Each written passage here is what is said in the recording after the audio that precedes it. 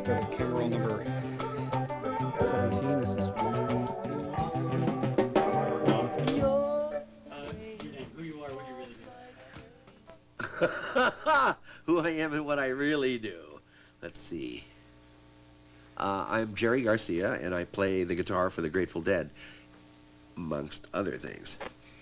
And your own musical influences when you were growing up, who did you listen to as a kid? Do you really want you really want to hear that? Oh, well. Well, I can show you more. I mean, country music, essentially, the whole, I had lots. I had eclectic influences. Let's put it that way. I heard virtually every kind of music. My father was a musician. My mother was a coloratura. Soprano, and I heard every kind of music. My grandmother loved country music, the Grand Ole Opry, and Harry Owens and his Royal Hawaiians. I heard all kinds of things. My ears were full of music, So plus the popular music of the time, the 40s and 50s, when I was growing up. But I was at the inception of rock and roll. I listened to rhythm and blues. I had an older brother who was a rhythm and blues nut, and so I got rhythm and blues from him. And then rock and roll, as it developed in the 50s, was like my music. That was my native music, so to speak. And that was the thing that made me want to play, was rock and roll. The first thing I heard when I heard the electric guitar and Chuck Berry and all the great, licks, the rock and roll licks, and just the sound of the electric guitar, I thought, I really want to do that. And I got my first electric guitar when I was 15, and that was it. And what did you play at first? Well, I first played electric guitar. I took piano lessons as a kid, but it didn't take. So guitar playing was really the first thing I took, where I really wanted to do it. Well, I didn't know that I wanted to do it. I just couldn't stop doing it. But the first thing I got really serious about, in the sense of being rigorous, was the 5-string banjo. And I heard bluegrass music, and that got to be something very important to me. And so I swung off into that for 4 or 5 years, and really started to work hard at the 5-string banjo. And that's where I slowed records down, and I wanted it to sound exactly right, not just approximately right. And I did that for a while. And then the rock and roll wave came up, with the Beatles and stuff like that. And hey, that looks like it'd be fun to do. And besides, I know this music, and so having a preference for the kind of more like the Chicago sound, the blues sound, the Marshall Chess sound, that sort of thing. Our band, when we started a band, it was kind of more like the Rolling Stones, say, insofar as it was that kind of music. We started playing not quite a blues band, sort of a blues band, and with kind of folk and country and western overtones. So that's that's my background pretty much. But it really, there's nothing I haven't heard. So apologizing for the question in advance. The way that the sort of Dead got together in the sort of early stages, and perhaps wrapping the acid test somehow. You really want to hear all this stuff? It's so okay. Well, the Grateful Dead is really a collection of friends, people that were around at the time, and who played some. Not everybody was really. When the Grateful Dead first started, we were called the Warlocks. We had one strong suit. We had Pigpen in the band, and he was this guy from Palo Alto whose father had been a rhythm and blues disc jockey. So for him, the blues was very natural, and he played harmonica, and he sang really well, and he really had no real wish to be a performer. We sort of forced him into it because we knew he could do it. And so he was kind of the front man for the band. He was our powerhouse guy, and the rest of us could play better than him, but he could sing better than anybody else.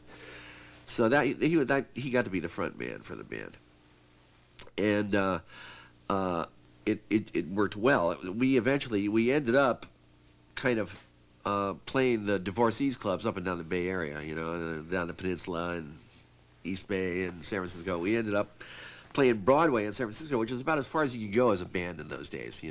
We had we were working for the local agent, the guy that booked all the bands in the Bay Area and worked with the union. This guy did. And his name was Al King, and he used to book the strippers and dog acts and magicians and anything you can think of. He was like the guy in the Bay Area, and so we were doing that. That was our circuit. We played typically we played 6 nights a week, five sets a night. That was what we did. We just did it and did it and did it, and we got good doing it. I mean, it was a great way to get good, and we were young enough to love it, and it was also, we made enough so we could quit our day jobs. That was what we did. That happened immediately. That was the first thing that happened with us. So we were already, like burning out on the professional level that was available to us about the time the acid test came to our attention. But we were already from Palo Alto. We all knew Kesey, and we all knew friends of ours that were involved with him. We'd all taken acid ourselves. And so it seemed natural to go. We got invited, actually, to one of these parties. This is before there were acid tests even. There was just parties. And we got invited to one of these parties. We went down there. We plugged all our stuff in and played for about a minute. And then we all freaked out. But we made a good impression on everybody in that minute, So we were invited to the next one. And so we just started playing at these things. They were great fun, and they were very liberating for us because, after all, I mean, we'd come to our like Sunday night shows, and after having spent the day stoned on acid up in the woods somewhere, and we come down to the bars and play, Sunday night. It was like, we were playing like sort of maliciously, because it was so lame, at that time. We were pretty burned out on it, and so we were ready for something completely freeform. It kind of went along with where we were going, which was we were experimenting with psychedelics as much as we were playing music. So that those things had a happy new home in the acid test, which was exactly freeform enough, and where we had no significance. We weren't famous. Nobody came to the acid test to see us particularly. We got to play or not play, depending on how we felt. We could play anything we could think of, which meant that we didn't have any constraints on our performance. We didn't have to be good even, or recognizable even. So we had an opportunity to visit highly experimental places under the influence of highly experimental chemicals before a highly experimental audience. It was ideal, and that was something that we got to do long enough to get used to it, and that's the kind of territory that I think very few people have been lucky enough to have that kind of. It was like a gift. Very few people have been lucky enough to get that. And not only that, we had the peripheral perks of getting to hang out with Kesey and Ken Babbs and Neil Cassidy and a lot of interesting people, an awful lot of interesting people, and meeting more each time. The acid test would perform Wavy Gravy and so on. All these people are people that we met through the aegis of the acid test, so to speak, and the acid test started expanding at an incredible rate. I mean, it started from about enough people to fill a room this size to enough to fill the Longshoremen's Hall in San Francisco, and it had virtually no advertising or anything, and you had to sort of be a detective to even find out where they were going to be, but even so, they got to be immensely popular. And more people came to them. More and more people got high. It was an incredible situation. I mean, it seemed like after about 3 or 4 months, it seemed like the acid test was going to take over the world in about a year. It was totally fun, and it was a great. It was a wonderful multimedia event. Is what I can say. It really worked. It was absolutely entertaining. It was 100% fun. That's all I can say, really. And it was utterly cosmic to boot. One thing that was interesting to me about the acid test is that it's a breakdown between the audience and the performer, something you try and do. Yeah, there really was no audience, to speak of. I mean, there was no entertainer entertained thing. Everybody was entertaining. Everything there was entertaining. Every event, everything that happened was entertaining, and it didn't need to you didn't need expertise. You know what I mean? So you didn't need the the musician chauvinism. You know, you didn't. You know, the artist chauvinism. Like, I can do something you can't do. You know, now all that stuff went up in smoke, which I think was very good. You know, it was good for everybody. Everybody learned a lot from that process. I think everybody who ever went to an acid test came out a different person. You know, and loved it. I mean, that's the sort of thing it was. Were you involved in or were you two have been involved in the acid test graduation that Bill Graham pulled the plug of? He's talking about the mic, isn't it? Do you know the story of that? Yeah, I remember there was kind of a deal. Well, see, at that time we had regular shows. So the acid test, there was a conflict there. We had a regular show, and the acid test graduation was happening that night. Now, it's possible that somebody was trying to use it as a kind of a power play, you know. Well, you know, I don't know. But by then, we knew that if somebody was going to pay us to play, we had a responsibility. You know, the acid test was not that kind of scene. It wasn't about getting paid. You know what I mean? It wasn't really about that. Everybody paid to get into it. Everybody. You know, we paid each $1 to get into it. You know, so it wasn't that kind of thing. And then all the money went into a plastic sack. If somebody was hungry, they took a couple of dollars out and went and got some hamburgers. You know what I mean? It was totally, you know. Sorry, roll out. We rolled out. Totally ... Totally. It was like totally. Yeah, totally. Totally, I don't know, like communistic. Great. Do it. Mark? What if you could comment on essentially on Kesey, Cassidy, Wavy, I mean, and the kinds of roles they had, and mainly Cassidy, actually. Well, Cassidy is one of the kind of people that you know, he's so he was such an overwhelming trip. Cassidy, I don't know. It's hard to even know what to say about Cassidy. He was so singular. I mean, it's just, well, for one thing, he was like the best, the ultimate sight gag person. You know what I mean? Physical comedy person. You know. Plus, he was also the world's best stand-up comic, too. He had an incredible mind that he would do this thing. He did it to everybody. Everybody has reported on this. He did it to everybody. You might not see him for months, you know, and he would pick up exactly where he left off the last time he saw you. You know, like in the middle of a sentence, he would pick up and you first of all, you go, what the hell? And then you realize, oh, yeah, this is that story he was telling me last time, you know, and it was like so mind-boggling. You couldn't believe that he was doing it. He used to do this thing that was, this was something that killed me, and I saw him do it a lot of times. He'd take a dollar bill, you know, from anybody, you know, and take a dollar bill, and he'd put his hand on it like this, and he'd say the numbers, you know, the serial number. And, you know, I saw him get it right like 2 or 3 times, the serial numbers, you know what I mean? He just had this, he had this thing, you know, and his driving, if you go for a drive with him, it was like the ultimate fear experience, you know, that you knew you were going to die, there was no question about it, and it was something so unbelievable. He loved big Detroit irons, you know, big cars. And he like driving in San Francisco, he would go down those hills, you know, like 50 miles and 60 miles an hour, and do corners, you know, blind corners going down those hills. You know, if you can imagine, like going down Franklin, you know, like top speed, you know what I mean? You know, disregarding anything, stop signs, signals, all the time talking to you. And maybe fumbling around with a little teeny roach, you know, trying to put it in a matchbook, you know, and also tuning the radio maybe, and also talking to whoever else is in the car, and never seeming to ever put his eyes on the road ever, you know. And this is like you'd be just dying, you know, you'd be dying, and it would effectively take you past that whole fear of death thing, you know.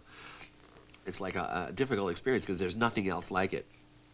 Apart from like almost like surviving an airplane crash, possibly, or something, I don't know what, and I mean, it was just so incredible, you know, his output, you know what I mean? And he felt he was the first person I met who he himself was the art. You know what I mean? He was an artist, and he was the art also. And he was doing it consciously as well. You know, so he did things. He worked with the world. I remember one time after a party, or after the Watts acid test, which was particularly strange, and we drove the bus over to the Watts Towers for a minute or two, and we got out and looked at them, you know, and we were, you know, it's dawn. We went over to Wavy Gravy's house, which was down in like, off of Western, you know, way the hell off somewhere funny in Los Angeles. And he had a little house, and we had the bus there, and a bunch of us are sitting on the lawn, and we're all kind of crunched from being up all night, stoned on acid. You know, it's like the dawn. It's Sunday morning now. The dawn, and the bus is parked across the street from our point of view. We're on the lawn, and it's Sunday morning early, and here's Neil, you know, and he's ripped his shirt off. He has no shirt on now, and now he's no shirt, no shoes, and these funky old chinos they always have. They're always like just about to fall off, you know. And he's, first of all, George Walker's driving the bus, so George is driving the bus, and Neil is like the guy directing him into the parking place, you know, a little to the left, a little to the right. He's doing all with signals, and he directs him right into a stop sign, an arterial stop sign, and knocks it. It shears it off. Boom! The stop sign falls down. So then Neil gets up. So then the bus is parked, and Neil gets up, and he's got the stop sign, you know, and he's like kind of trying to make it stand up, you know. And so he's there with this stop sign, and down the street come like two really straight little old ladies, you know, and they're on their way to church Sunday morning, you know.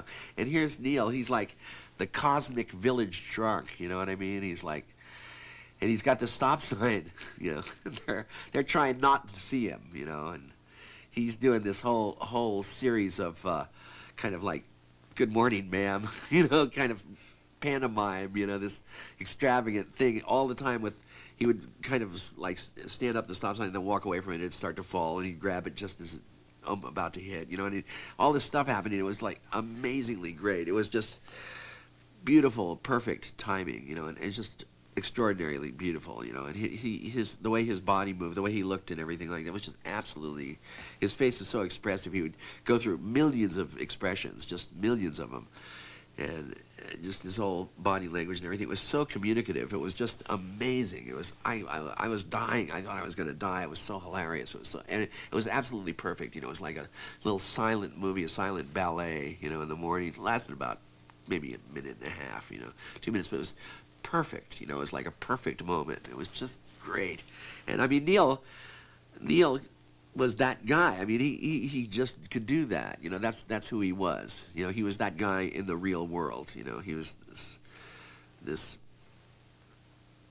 something. He scared a lot of people. A lot of people thought he was crazy. You know, a lot of people were afraid of him, and most people I know didn't understand him at all. You know, but he was like a musician in a way. I mean, he liked musicians. He always liked to hang out with musicians. That's why he sort of picked up on us and me, and we hung out together a lot. And he liked the company of musicians. When you were living in Haight, was he around during that? Yeah, he was off and on. He stayed up in our attic when we were in 710. He had a little camp up there, you know, with a mattress, and his old Cheetos, his old jeans, and stuff like that were up there. And he would come in and hang out for a week or so every month or so, you know, every couple of months maybe, you know, he'd come in and, yeah. About the Haight, when you were, during the period of time when you would do free concerts in the Panhandle, I mean, Yeah. could you give us a little context on that, why you would, what the community was like, and how the Dead contributed? Well, there wasn't really, you know, there were a lot of people there that were like us. They were people whose whole lives they'd been a little bit different, you know, from everybody else. They were the people that were looking for something different. They would have become beatniks. You know what I mean? They were all people who were like influenced by the beatniks in a sense, and they were artists and they were poets and writers and all kinds of people. But they were all people whose life experience had been that they were a little out of whack with everything else. You know, during high school or, you know, their whole lives, and they sort of came together. And and it was just an ideal place for it because the rent was real cheap. The houses were wonderful. They're beautiful old Victorians, and you get 4 or 5 people, and you could rent a huge, wonderful Victorian house, fix it up any way you want, and it was great. It was a great way to live. And there was no community in the sense of we are a community. But then after the first thing called the human being, that thing, it was like, yeah, there is all these people that we're all, it's like, yeah, there is a community. There is this whole big community. It's all these people who potentially know each other. We're all those people who are the weird ones, And it was all of a sudden you discovered all these people who were like you, and that was the neat part about it. First, that was the first thing. Now, of course, that disappeared immediately. I mean, as soon as it started getting to be publicized, then it all, of course, it evaporated immediately, and it no longer was important. It no longer had any power. Really. It did for the first couple of minutes, and then it went whoosh, and it was gone. And it wasn't relevant anymore, not to the people who started there, And as soon as that happened, everybody started to just disappear. They disappeared over to Marin County and other places, and because nobody wants to be in the center of the spotlight. Not in your life, maybe in your work, but not in your life. And those of us who were performers, like the Grateful Dead and stuff, we just performed, and we at that time we started going national. We started touring the whole United States, so it was no longer community to us in the real sense. In the real sense, America became our community, and that was it. It was really a moment. There was like a breath there for a moment. That was like an open door. It's like, ooh, look, then bam, it slammed shut again immediately. And everybody finally moved out.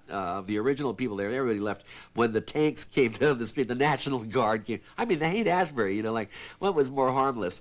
It was totally harmless. And the reaction ultimately was the National Guard, fixed bayonets, tanks on 8th Street. It was like, come on, this is like something of an overreaction, and it was so completely skewed, it didn't make any sense anymore. That was it, everybody who had anything going for them really left after that. That was it. That was the end of it. But there was something that everyone took with them. I mean, something did happen. Well, there was a moment there. There was a moment there where there was a vision. There was a very clear, wonderful vision but it had to do with everybody acting in good faith. It had to do with everybody behaving right. You know what I mean? It had to. Sorry. There was a lot to it. It wasn't a simple thing. It was a deep. There was a lot to it. That if we could. Yeah. That thought. That's because that's. Yeah, speed. Yes, speed. So more on the point that essentially what happened at that one moment when it was together. Well, what happened was that everybody got a glimpse of something. I can't say what it is. I don't know what it is. I know, to me, it was might have been something like limitless possibilities. You know what I mean? Something like that, maybe. But I mean, the thing was that in the meantime, in my life, what had happened to me just a little before that was that I had some incredible psychedelic experiences that were so cosmic, they were so huge in scope. You know what I mean? That I knew that I knew that all of a sudden I had to revise everything that I thought I knew about anything. I had I said, this stuff is coming from somewhere. If it's not out there, it's coming from me. It's coming from my mind, my brain. That means my brain has an infinite amount of capacity in there that I had no sense of. I didn't know anything about it. But there it was, and I've seen it, I not only saw it, but I walked around in it. I had a million incarnations in it. I lived and died in it, you know what I mean? I had experiences beyond anything I've ever experienced, more real than anything I ever experienced in this world, And I mean, I was packing that knowledge around with me, you know what I mean? So the thing of this door opening was like, it was one of those things that we were all inducing it as well as perceiving it, you know what I mean? It's hard to say. I think it was probably everybody saw what they wanted to see or what they needed to see or whatever it was. They'd all been brought there somehow for that moment, for that moment. And you can't even say what it was or when it was or what it boiled down to or anything like that. It wasn't even like that. It was just something. And, but for me, it's been enough energy to keep me going this long, and I don't see any end, at least for me, in terms of my work, of information in terms of, do I need to go looking for material? No, I don't. I don't need to go looking for material. I have like an infinite amount of material has been deposited, and all I have to do is like tune into it, which is real easy to do because it's always there, So it's I mean, I don't know how to say it except that it's real to me. You know what I mean? That those experiences were real to me, and nobody can take that away from me. The realness of it. You know what I mean? So it doesn't matter to me whether it has any historical value or whether it's measurable in some objective way. I don't care. It doesn't matter. For me, the subjective reality is what counts. I mean, what I experienced is what happened to me, and that was there's a lot. I know a lot of people who shared something like it, their own version of it, and who are still moving with that energy. That energy is propelling us, and that energy has also gained enough momentum over the years to do everything. I mean, it is partly responsible for all the things that have happened historically since then, in some way. It's part of it. It's part of the gain in consciousness that the last half of the century has represented. And that includes all the things that go with it, all the hardware, the technology, the brain craft, that has subsequently sprung up, and it's still rolling, it's still happening, and people are still sort of that experience is now available.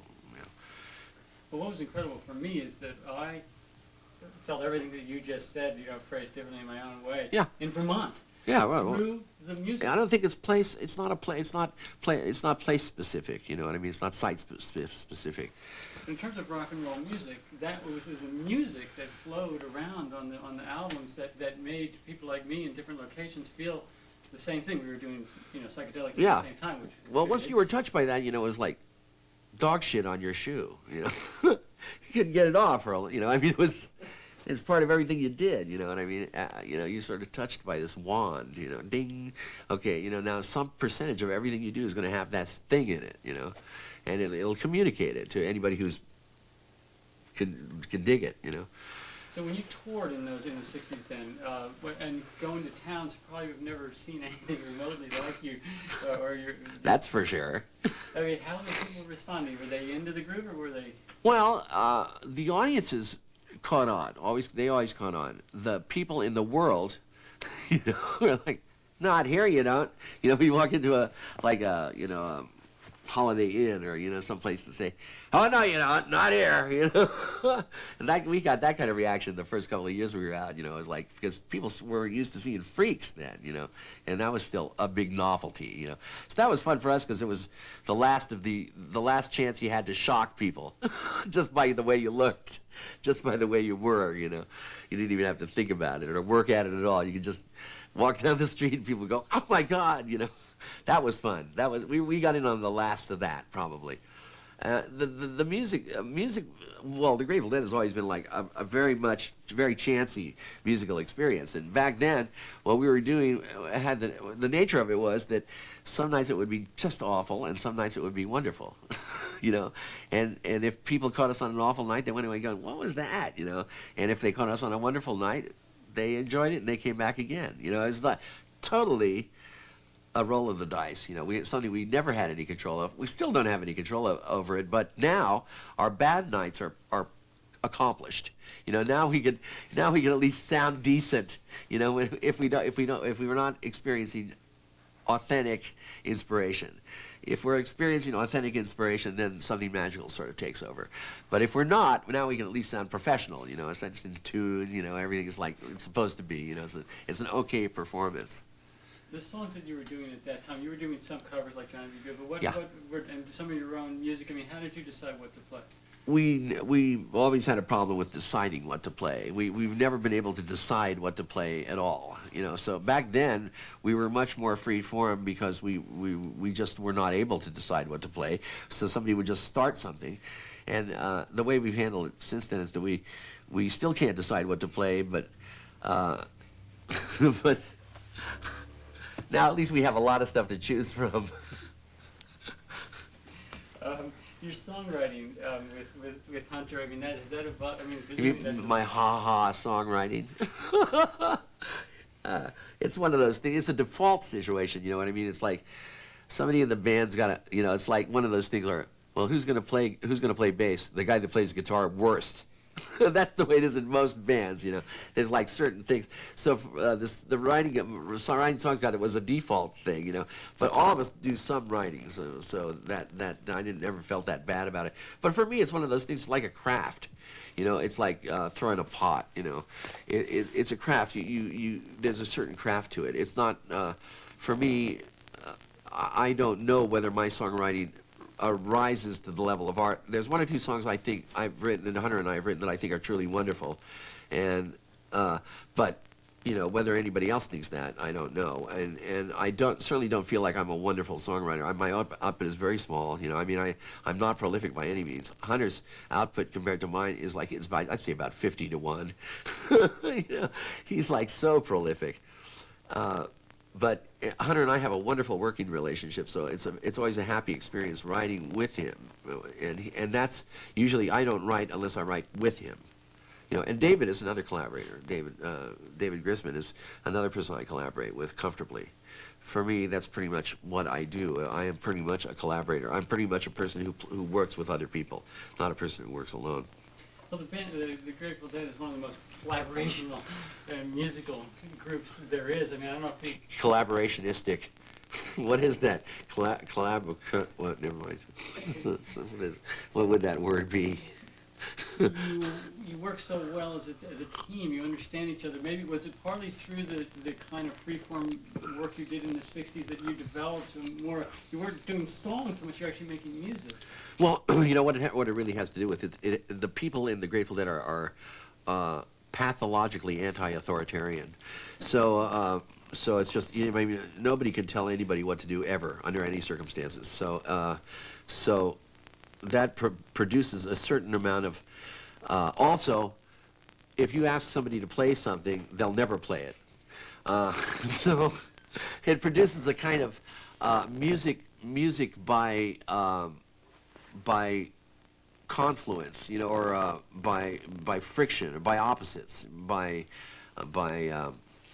you know, it's conflicted.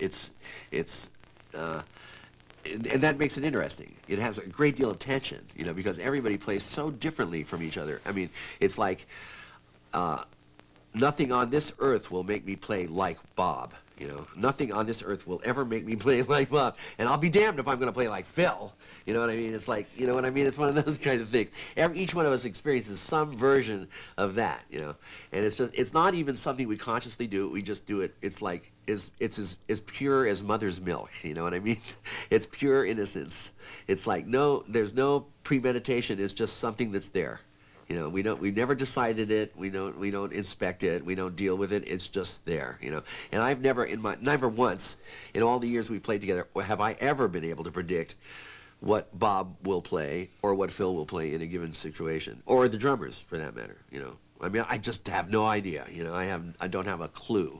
And it's to me, that makes it really interesting, you know what I mean? It's just, there's something, the band always has this quality that is totally unpredictable, and there's just no way that you can say what it's going to sound like. I mean, it changes completely, its character completely, you know, from night to night, and you know, it just, I mean, there's just no way to stop it, you know. So it's one of those things. It's not like how did we arrive at it? It's just like how can we escape it, you know? It's, you know.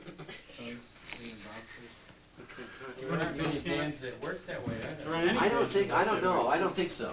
You know, and our lighting designer works that way too. So I mean, the whole show has to work. What are they gonna do? She said, I don't. No. Yeah. What happened to the old days then? I like that. Yeah, speed. Yeah, speed. Mark. Hi, please.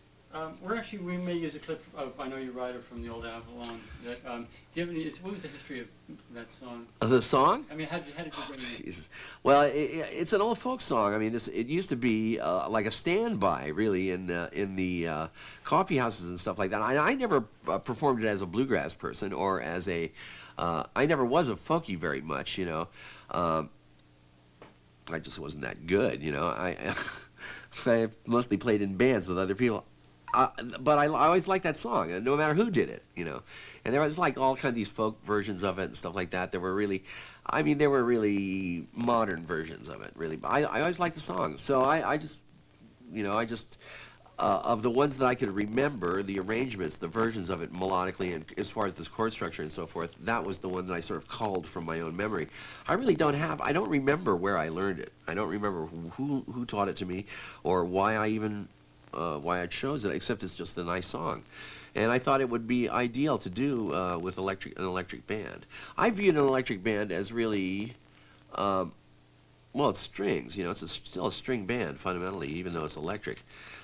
So that, and the addition of the drums and that made it sort of more like bluegrass, which is a more intensely rhythmic kind of music. So for me, the elements were there. It was like I viewed the band, the Grateful Dead or the Warlocks or whatever, from the very beginning as like, well, this is a blues band in one sense. In other words, the instrumentation and everything is traditionally what a blues band has had. And in that sense, this is a traditional band. But it's also a kind of mutated, kind of like a bluegrass band on a certain level. I mean, you could approach it. Bluegrass is a nice metaphor for how music can work as a group. In other words, bluegrass is a conversational music, and I thought it'd be nice to have an electric band that was that way. It was conversational, where the instruments talk to each other, you know. And it's a way to organize music. So for me, I Know Your Rider and the arrangement, particularly the Grateful Dead arrangement that the Grateful Dead uses, has a lot of conversation in it. And the instruments kind of talk to each other. And that was the sense that I thought, that was a model for how a band could work. You know what I mean? And it's extracted from all kinds of things, but that's fundamentally an early model of how a band could work. So, which is my throw out, you know, it's what I threw out. Say, okay, how could a five-piece, which we originally were, a five-piece electric band work? How could it relate? How could the instruments relate to each other? What would their roles be, you know, and so forth?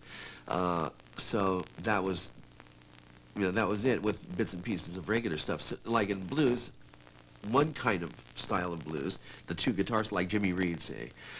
Two guitar and a harmonica style of blues, the way the instruments work there is there's a conversation between the guitars. One guitar plays low runs, and the other guitar plays little high licks, less frequently. But they stay out of each other's register. They stay out of each other's range, and it's a very pretty sound. And the bass plays, you know, just simple stuff in the bottom, and the harmonica plays like over the top. And there's a sense to it, you know. And it makes it very transparent because the instruments are open. Their discussion is like open. You know, there's a lot of air in there. It's a pretty way to work.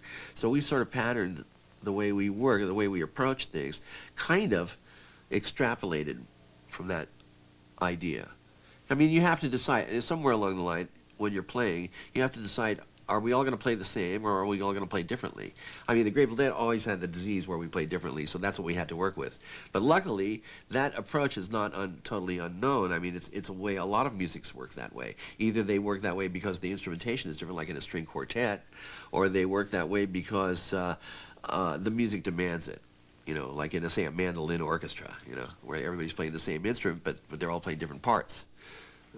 Your own guitar style has evolved over the. I mean, you have so much confidence in. I mean, you don't feel like you have to, you know, go berserk in order to make people hear what you're getting across. Well, I'm hoping to not have to go berserk at all. I mean, I will if the situation really calls for it. But really, my model for playing is based on a psychedelic experience also. My model for, like, when I go out on stage, what am I trying to accomplish? Okay, here's the story. There's one time we played, we were playing at the old Fillmore, and it was after Bill Graham wasn't running it anymore. So there was some independent, like a hippies, some hippies, local hippies, rented it for some cause or another or whatever. Anyway, we were playing there. It was but Bill wasn't running it, so it was a little bit strange. And there, like, some weird bands were playing on the same bill with us, like maybe, like at that time, say like the Flaming Groovies or somebody like, you know what I mean? Some of the bands that were happening back at that time. This like the late '60s. Or the late '60s. So this guy who was like sort of a famous freak that ran around the scene in those days, comes in and he's got this big birthday cake. He's got this huge big birthday cake. You know, I'm looking at it thinking, that thing has got to be dosed. I just know this sucker. I know it's dosed. You know, I'm looking at it and looking at it and thinking, yeah, that's right. Sure it's done. And then I said, but it looked good. You know, it was beautiful. This beautiful big. You know, so I thought, well, I'll just take a little of the frosting here. You know, just you know. I'll just take a little snack. So I took this, and then somebody comes in and says, yeah, we put about 800 hits of acid in that frosting, you know, and I go, oh God, you know, oh, Jesus Christ, I'm going to be totally fucking wiped out with this, you know. And by this time, I didn't really enjoy playing, you know, under the influence of psychedelics, because I didn't have the freedom to quit if I wanted to. It wasn't really that much fun to play when you don't have the option. You know, when you don't have options. So I mean, it wasn't something I was looking forward to. And so I'm sitting there and I'm waiting to play, and we're going later. It gets getting later and later and later, and I'm coming on. Now I'm going on like the place is swimming, and I start to hear overhear people. You know, and I'm going off in this paranoid space. I'm thinking, God, this place is full of mafia guys, and they're all trying to kill me. You know, I got that notion in my head. You know. This guy comes in. He looks exactly like a mafia guy. You know, he says, "Here, you want something to drink?" And I look at it, poison. You know, death. No, thanks. You know, it's like everybody is armed to the teeth. They're all trying to kill me. Okay, so and I'm waiting there to go on. Oh shit, this is it. This is my last night on Earth. You know, I'm convinced of this now. Yeah, still in this psychedelic roar. You know. And so we're going out on stage, you know, to go play, and I'm going out there and I'm thinking, oh God, you know, Jesus, what have I done to deserve this? You know, I'm going to go out there and play, and they're going to fucking kill me, you know. You know. So the only thing I could think of to do was I said, okay, I'm just going to play for my life. I'm going to play for my life. That's what I'm going to do, you know. And so I played for my life, and they let me live. Ever since then, you know, I mean, you know, ever since then I thought that works, you know, for me, is to play for my life, you know. So, you know, you know, when I forget what I'm doing or why I'm doing it, I play for my life. What comment you have on some of the newer music, you know, punk and rap, that kind of thing? Well, rap is not music, for one thing. I mean, it isn't music, you know, it's talking. That's what it says, rap. Rap means talking, it's not music. It's talking in meter, it's got rhyme, and it has meter. It has rhythm, it's not music. You know, it's okay. I mean, there's nothing wrong with it. I have no problem with it. It just isn't music, you know. And people who get to be great at rap are not great musicians. They're just great at rap, you know. It's not. There's no road from rapping into music. You know what I mean? You know, and music is something that you can get better and better and better at. I don't know if you can do that with rap. You know, I don't know whether it has that kind of space in it or that kind of leads off into infinite numbers of possibilities. Music does. Rap, I don't know whether it does.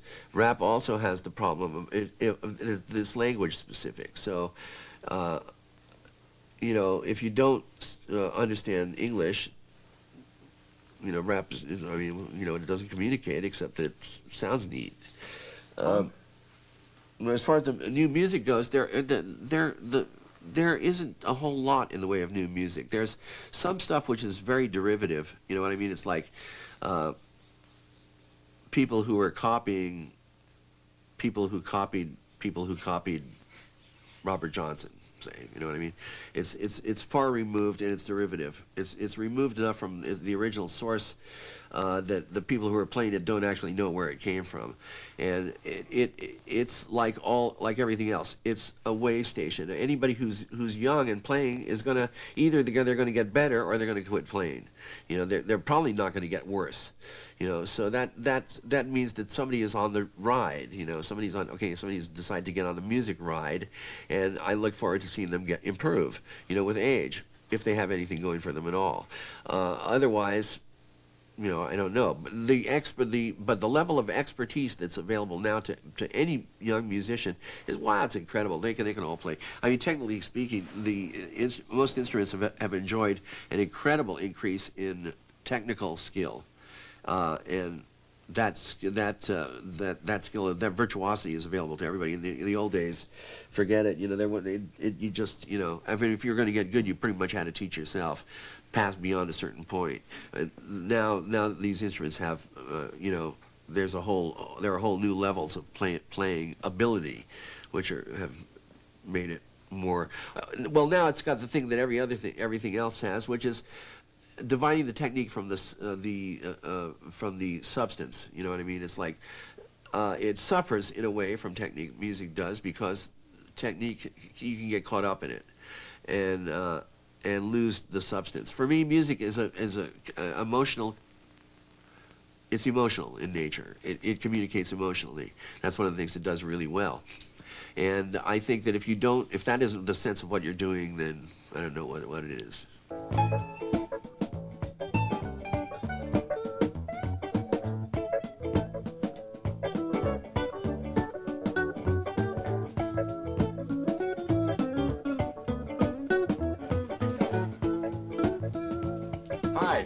My name's Dick Latvala, and welcome to the Grateful Dead Vault.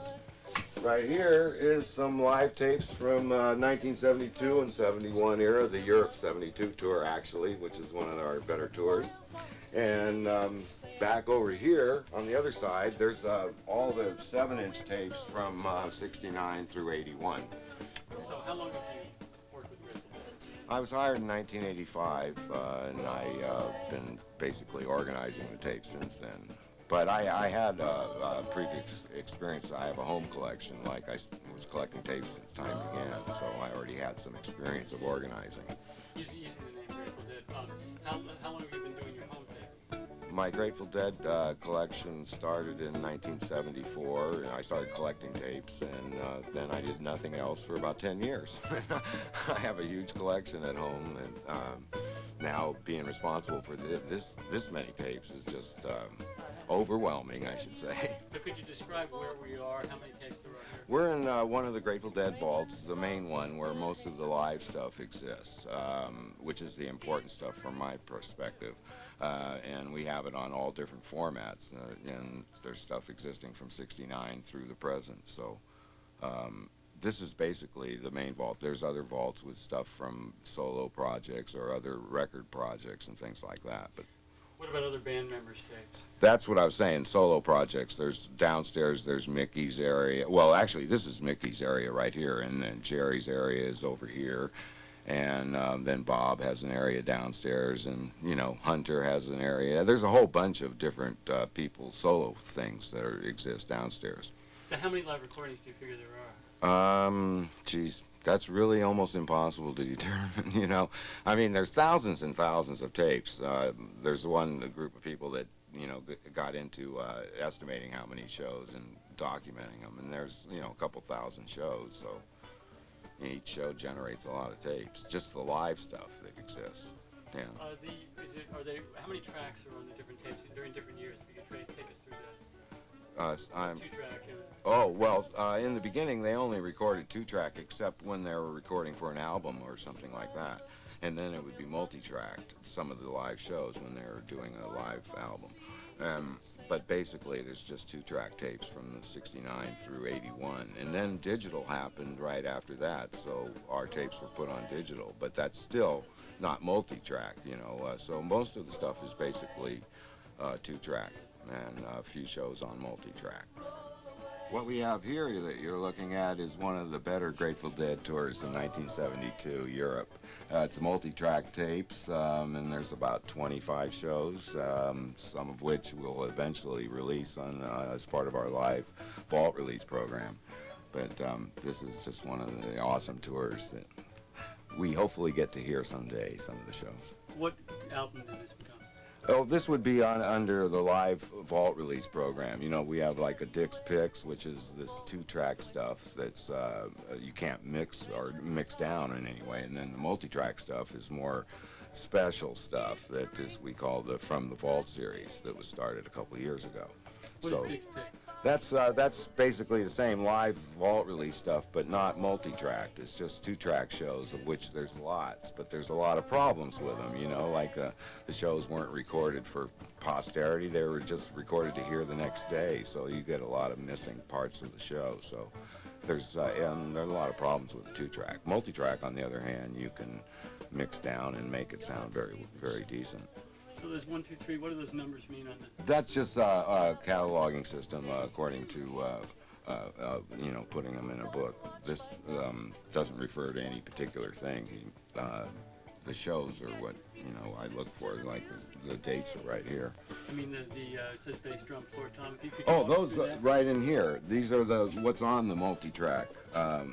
This is the 16 tracks and what's on them. Like the first track is the bass drum, floor tom and snare and overhead, hi-hat, bass, lead guitar, rhythm guitar, and then the vocals, and then an organ on 14 and piano on 15, and I can't read that last Who was thing. the vocalist on that tape? Well, Bob and Jerry, of course, and Phil might have sang a song or two, and then Keith might have, no, he didn't sing, and Pigpen had a vocal too.